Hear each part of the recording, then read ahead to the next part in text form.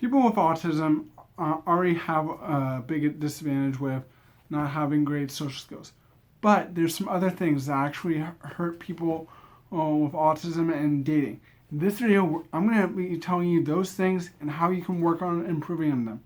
I'm Craig Khan, I've got it going on, and this is TeamAutismpedia, where we're dedicated to educating you about autism, how you can improve the lives of people with autism. If you're interested in this kind of content, please consider subscribing so you can get our latest videos.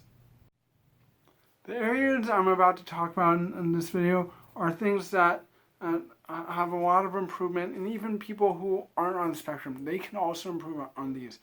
But if you're on the spectrum or you know someone on the spectrum, what you should, a great strategy with these things is, don't just say, oh yeah, I understand that. Talk with someone about this and get to understand different things. I constantly look at watching people who talk about some of these topics so I can get better advice and I can improve on these issues.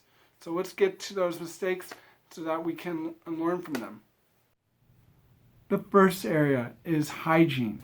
This is something I've had some trouble with, and I've seen a number of other people on spectrum who they have some issues with. There's a lot of areas. One thing I've dealt with and I constantly need to work on is my face. I need to work on making sure I wash it enough, and that and there's other issues. I've heard someone who's a well-known person in the autism community, he's mentioned that he actually had some problems with keeping his teeth clean and all that, and doing that.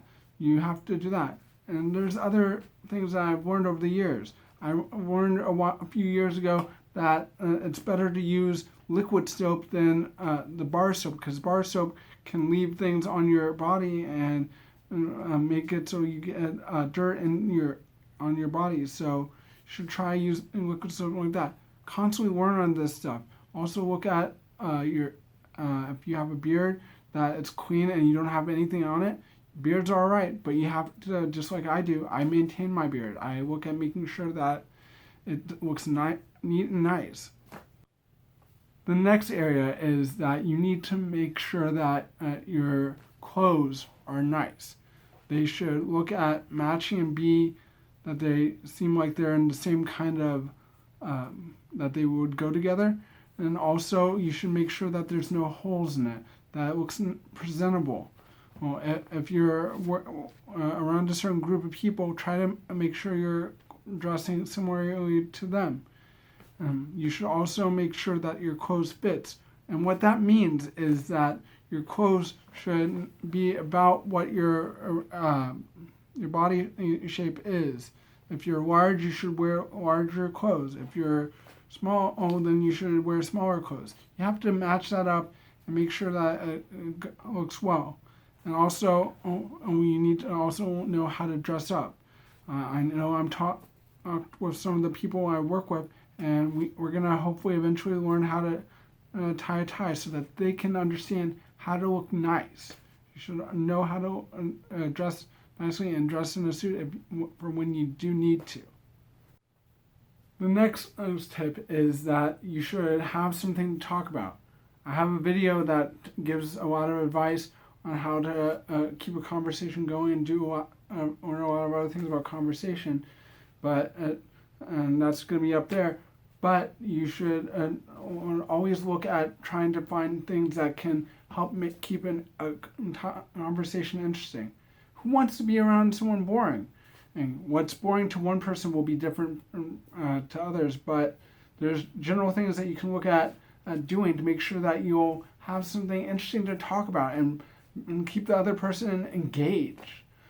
What I often do is, being in New York City, I can go to a lot of cool things around there. I can go to places and that, and then later I tell people, hey, have you been to this place and there?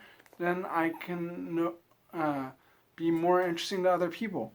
Also, it's a great way to know where a great place to take someone on a date is. As by going to a lot of interesting places, you'll make them feel better and have a good time. And another thing is, look at getting better at storytelling. Storytelling is something that you can work on, and there's a lot of videos on YouTube about that. that can help tell you about that. So try to learn more about storytelling so that you can improve on that issue. The fourth tip is that you should look at trying to find where the people you're interested in dating will be.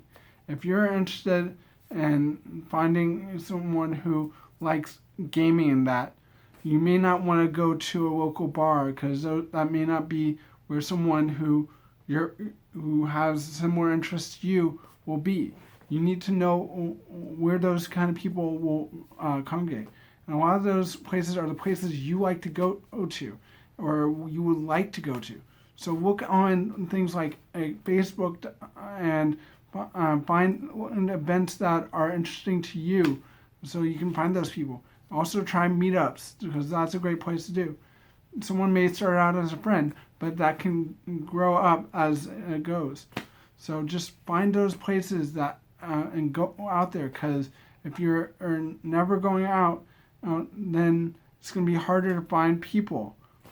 I hope you enjoyed that video. Well, make sure to check out some of our other videos on dating and autism, and make sure to subscribe if you haven't already.